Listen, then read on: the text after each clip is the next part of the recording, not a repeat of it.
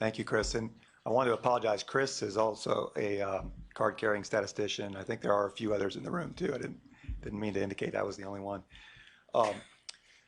We haven't looked at that super carefully. We have done a few limited studies, and I had one slide there where we tried to run things with only the chemical descriptor data, and it actually looked very similar to the combined. So at least from our preliminary results, the biological assays didn't seem to be providing much extra predictive ability beyond what the chemical ones could do. But we haven't done it extensively. We were kind of taking the approach, give me anything you have to predict things, and we're going to try to use it. George. So I'm wondering whether this purely statistical approach isn't problematic in that way. I mean, it seemed like, for example, in the ToxCast data, the sort of mechanism-driven, single mechanism actions were much easier to predict. And I'm wondering if in your case, Alex, if you had parsed your data out by, say, carcinogens that were reactive or DNA reactive versus all of them, whether the models start to look a lot better. I mean, have you done that kind of thing, and what are the downsides of doing it that way? So actually, I think I could address first Chris's question, because we have looked at this explicitly and carefully looking small subset of in vivo data, much smaller than what Russ was trying to do, and we do find that we get significantly better results, not dramatically, but significantly in statistical sense when we use a combination of chemical and biological data. But to address this question, I think we're limited by the number of actives that we totally have. So I think when we start partitioning data based on chemical subsets, the data set is too small, and then we would have to select. And I showed you that the largest data sets for which in vivo data was available, which is what we want to predict ultimately, had about 75, 78 compounds total active. So if we start partitioning based on chemical subsets, it will get down to even small data sets, and then wouldn't be able to make any statistically significant observations.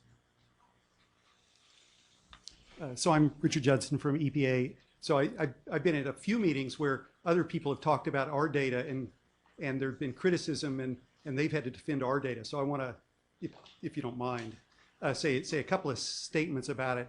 So one of the goals of, I'm going to say computational toxicology, it's not just ToxCast, is to try to understand using in vitro methods, can you predict in vivo toxicology, whether it's rodent or human or whatever.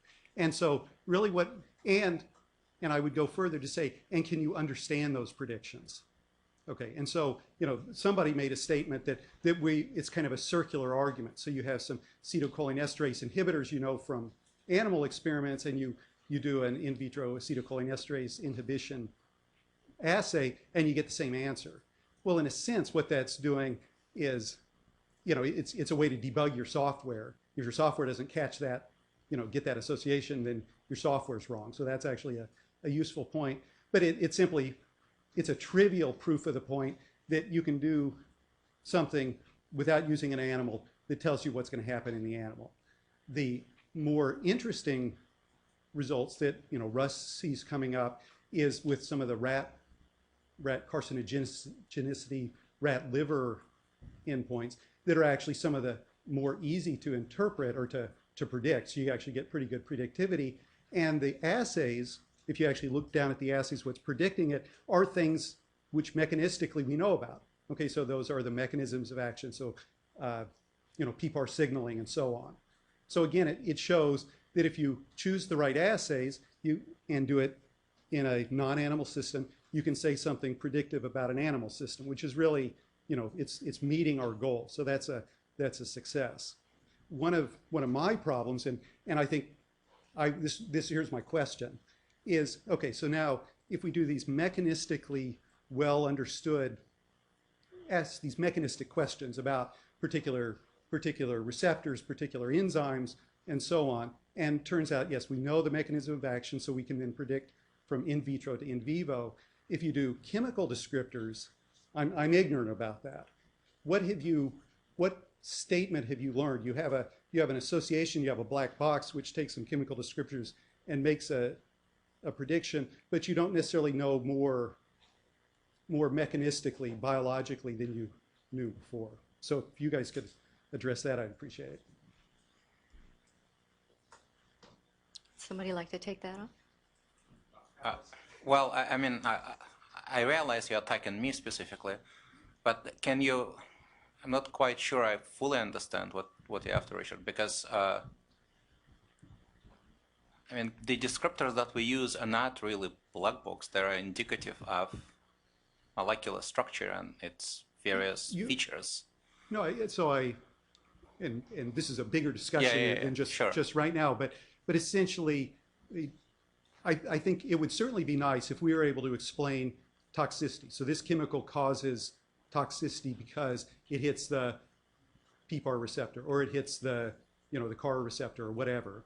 Okay, that's a simple statement that we can finally understand, and we feel confident in extending to the next 10,000 chemicals. Whereas,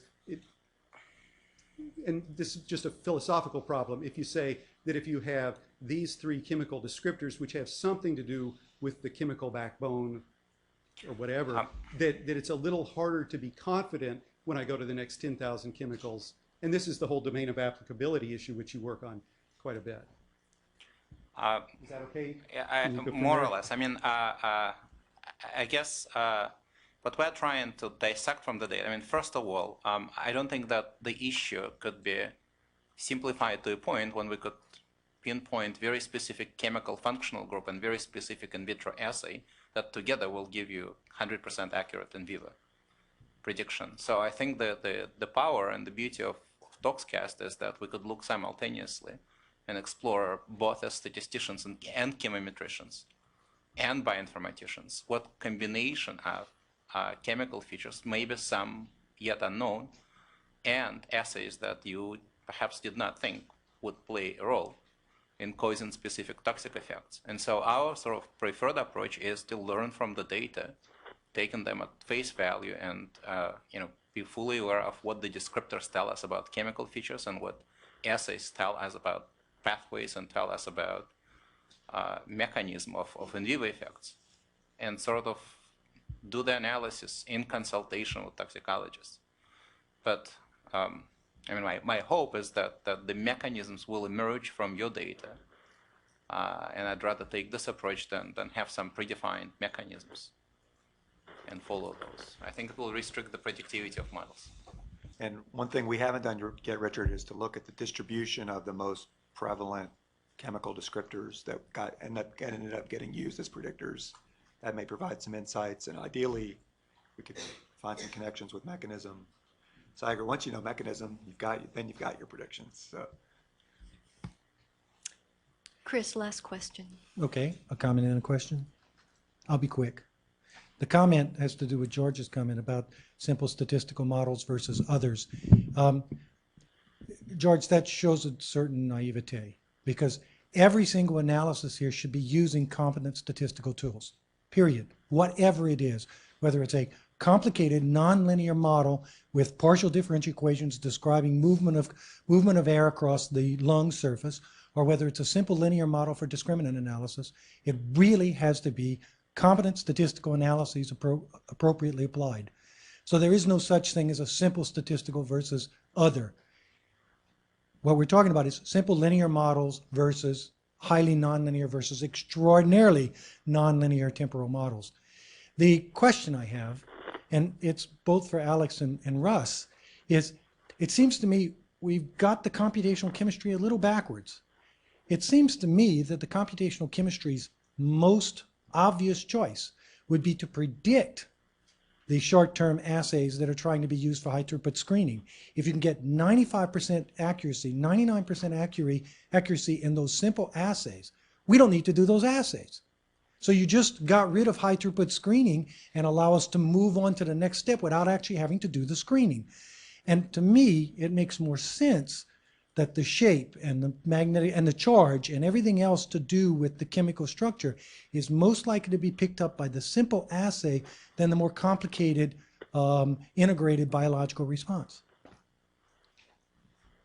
let me take this because we have looked in one of the published papers on this aspect explicitly, and it does not emerge that a cell viability assay is a simple assay as simple as an enzymatic in vitro assay.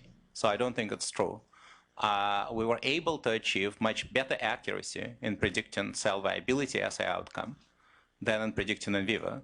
But accuracy was, and I stress this, we have used cross-validation, but our major claims are made on totally independent data sets. So five-fold internal cross-validation is accompanied by five-fold external cross-validation in our approach.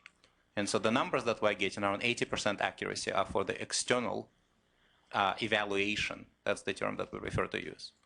But I don't think that the cell viability is simple enough to achieve the accuracy that we would like to. Okay, but we can and we have in our workflow.